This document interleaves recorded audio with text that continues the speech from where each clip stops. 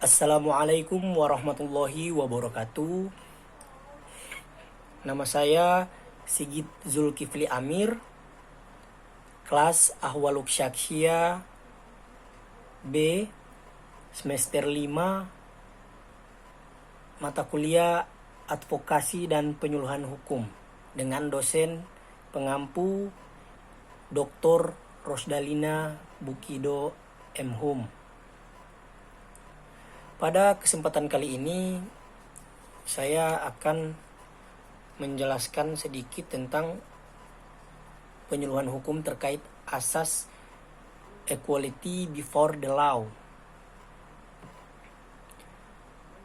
Itu ada dalam pasal yang terkait, yaitu Undang-Undang Dasar 1945 pasal 27 ayat 1. Di sini dijelaskan asas equality before the law pasal 27 ayat 1 Undang-Undang Dasar 1945 dalam amandemen Undang-Undang Dasar 1945. Di sini dijelaskan teori equality before the law termasuk dalam pasal 27 ayat 1 yang menyatakan bahwa segala warga negara bersamaan kedudukannya di dalam hukum dan pemerintahan dan wajib menjunjung hukum dan pemerintahan itu dengan tidak ada kecualinya. Ini merupakan pengakuan dan jaminan hak kesamaan semua warga negara dalam hukum dan pemerintah. Di dalam pasal 27 ayat 1 Undang-Undang Dasar 1945 menegaskan semua warga negara bersamaan kedudukannya di dalam hukum. Makna equality before the law ditemukan di hampir semua konstitusi negara. Inilah norma yang melindungi hak asasi warga negara.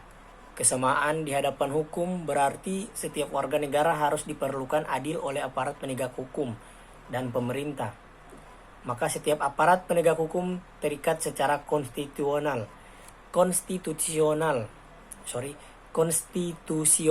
dengan nilai keadilan yang harus diwujudkan dalam praktik.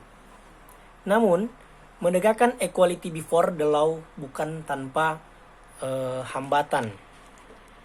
Bisa berupa hambatan yuridis dan politis atau hambatan sosiologis dan psikologis.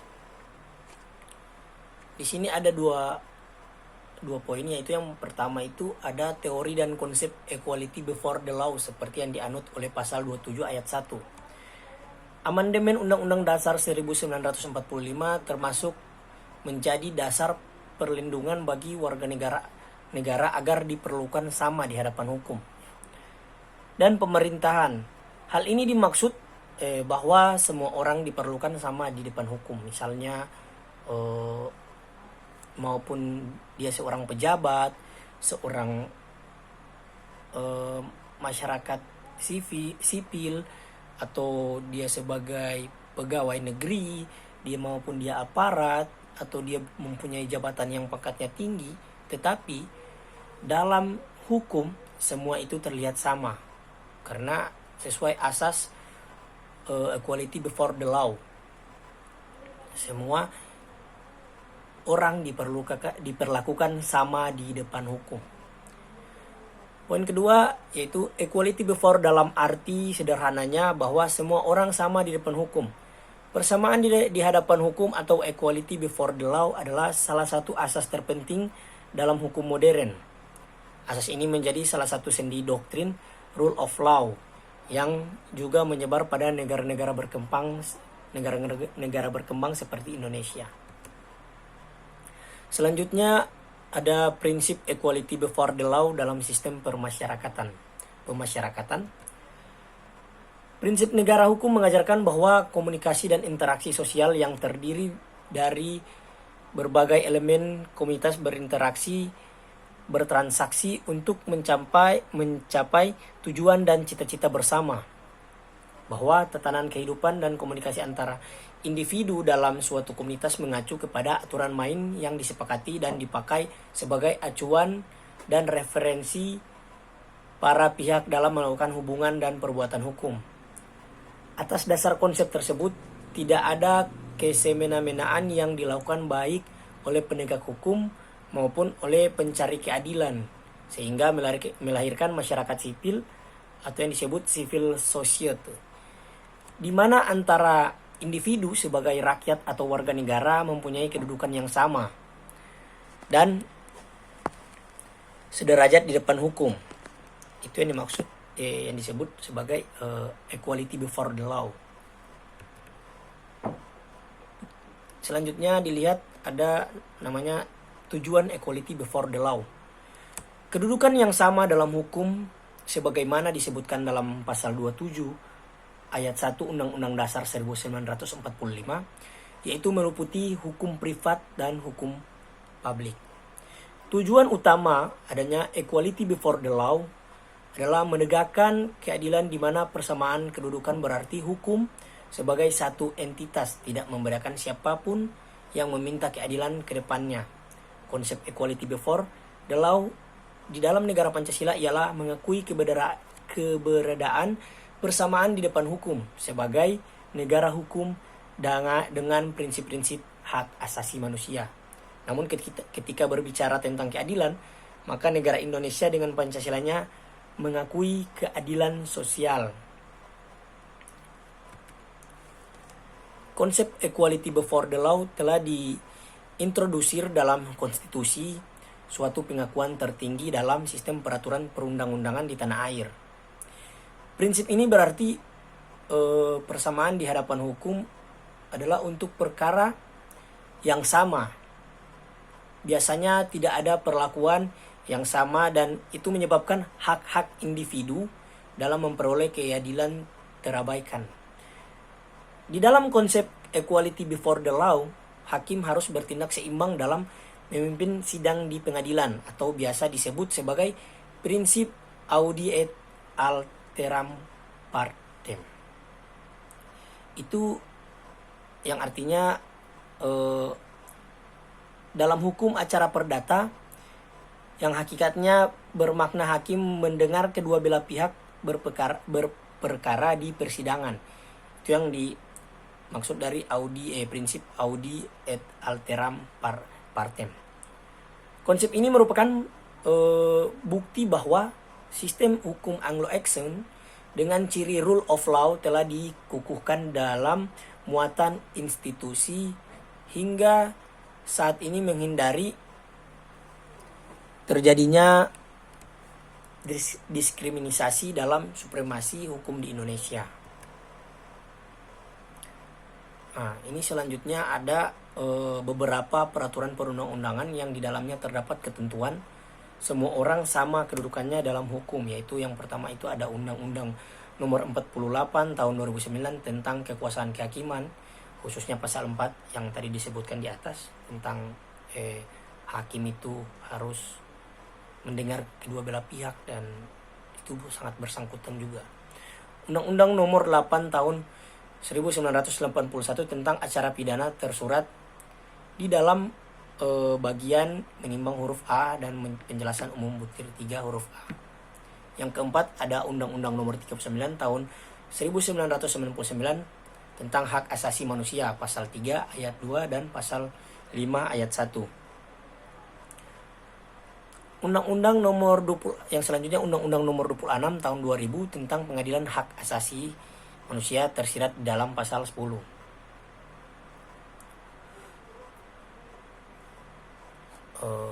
Selanjutnya itu ada mungkin salah satu contoh yang saya harus jelaskan.